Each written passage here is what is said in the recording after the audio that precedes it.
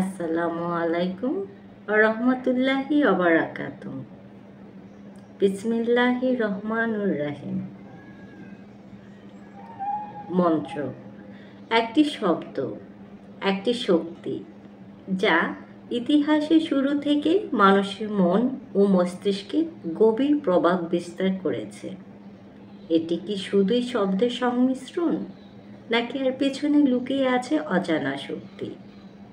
আজকে পর্বে আমরা জানব মন্ত্র কি, এটি কিভাবে কাজ করে এবং কিভাবে মানব কল্যাণে এটি ব্যবহার করা যেতে পারে। তাহলে চলুন শুরু করি। হোয়াইট বক্স আপনার আধ্যাত্মিক সঙ্গী।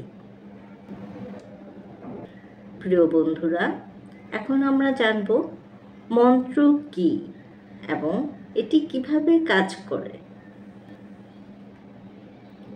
মন্ত্র একটি শব্দ বা বাক্য যা ধারাবাহিকভাবে উচ্চারণ করলে আমাদের মন, মস্তিষ্ক এবং আধ্যাত্মিক শক্তিতে প্রভাব ফেলে। এটি মূলত সংস্কৃত ভাষা থেকে উদ্ভূত হলেও বিভিন্ন ধর্ম ও সংস্কৃতিতে মন্ত্রের ব্যবহার দেখা যায়। মন্ত্রের শক্তি আসে শব্দ তরঙ্গের মাধ্যমে। প্রতিটি শব্দের একটি স্পন্দন রয়েছে যা আমাদের দেহের শক্তি কেন্দ্রগুলোর সঙ্গে সংযোগ স্থাপন করে।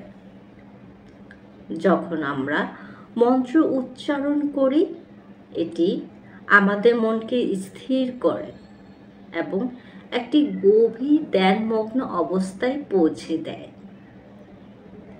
এটি কেবল আমাদের মানসিক শান্তি দেয় না, বরং আমাদের শারীরিক ও আধ্যাত্মিক উন্নতি ঘটায়। তবে মন্ত্র কাজ করার জন্য তিনটি গুরুত্বপূর্ণ উপাদান প্রয়োজন, যেমন বিশ্বাস, মন্ত্রের প্রতি পূর্ণ আস্থা। নিয়মিত অনুশীলন হলো ধারাবাহিক উচ্চারণ। সঠিক অভিপ্রায় আর উদ্দেশ্য হবে নিঃস্বার্থ। বন্ধুরা, এখন আসা যাক বিভিন্ন ধর্মে এবং সংস্কৃতিতে মন্ত্রের ভূমিকা। বিভিন্ন ধর্ম ও সংস্কৃতিতে মন্ত্রের ব্যবহার দেখা যায়। প্রতিটি ধর্মেই মন্ত্রকে আলাদা গুরুত্ব দেওয়া হয়েছে। হিন্দু ধর্ম, গায়ত্রী মন্ত্র হলো হিন্দু ধর্মের সবচেয়ে পবিত্র মন্ত্রগুলোর একটি। এটি আত্মিক শক্তি বৃদ্ধির জন্য ব্যবহার করা হয়, যেমন ও ভ্রু ভূ স তস্বিতু বরেণ্যং ভর্গো দেবস্য ধীমহি ধিয়ো প্রচোদয়াৎ। এর বাংলা অর্থ হল, হে ভগবান, যিনি তিনটি জগৎ এর প্রভু, আমরা সেই সূর্যের দেবতা স্বরূপ আলোককে ধ্যান করি, যিনি সকল অন্ধকার দূর করেন এবং আমাদের জ্ঞানকে প্রেরণা দেন। এখন আসা যাক বৌদ্ধ ধর্ম নিয়ে। বৌদ্ধ ধর্মের মন্ত্র হল ধ্যান এবং মন স্থির করার অন্যতম উপায়, যেমন ওম মণিপদ্মে হুম। এর অর্থ হল মণিপদ্মে অন্তর্নিহিত রত্নকে সম্মান জানায়। এটি করুণা এবং জ্ঞানের জন্য উচ্চারিত হয়। খ্রিস্টান ধর্ম, খ্রিস্টান প্রার্থনায়ও মন্ত্রের মতো ধ্যানমূলক শব্দ ব্যবহার করা হয়, যেমন কিরি অ্যালেসন, প্রভু দয়া করো। এখন আসা যাক ইসলাম ধর্ম নিয়ে। ইসলাম ধর্ম, ইসলামের দোয়া এবং জিকির হলো মন্ত্রের মতো, যেমন বিসমিল্লাহির রহমানির রহিম। এটি আল্লাহর নাম স্মরণ করে শান্তি এবং সুরক্ষার জন্য উচ্চারণ করা হয়। লোকজ সংস্কৃতি, প্রাচীন বাংলা, আফ্রিকান বা ল্যাটিন আমেরিকান লোকজ সংস্কৃতিতেও মন্ত্রের ব্যবহার ছিল রোগ নিরাময় বা প্রাকৃতিক দুর্যোগ মোকাবেলার জন্য। যেমন প্রতিটি ধর্ম এবং সংস্কৃতিতেই মন্ত্রকে জীবনের ভারসাম্য এবং কল্যাণের জন্য ব্যবহারের নির্দেশ দেওয়া হয়েছে। তবে এটি সর্বদা একটি পবিত্র ও মানবিক উদ্দেশ্যে ব্যবহৃত হওয়া উচিত। প্রিয় বন্ধুরা, এখন আমরা জানব মানব কল্যাণে মন্ত্রের ব্যবহার এবং এর সীমাবদ্ধতা। মন্ত্র সবসময় মানব কল্যাণে ব্যবহৃত হওয়া উচিত।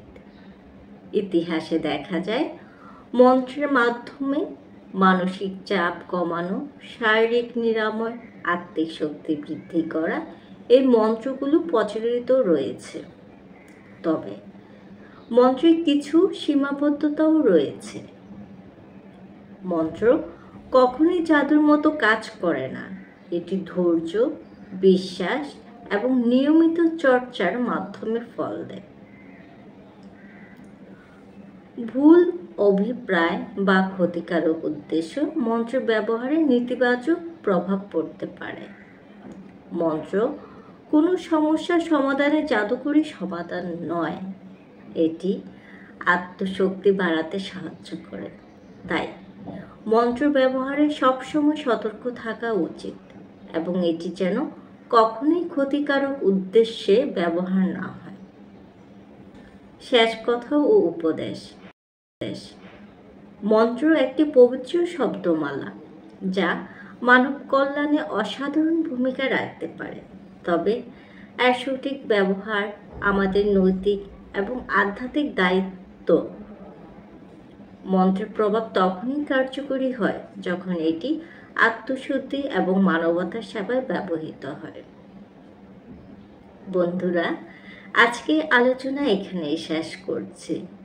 আশা করি এই পর্বটি আপনাদের কাছে তথ্যবহুল এবং অনুপ্রেরণাদায়ক হয়েছে।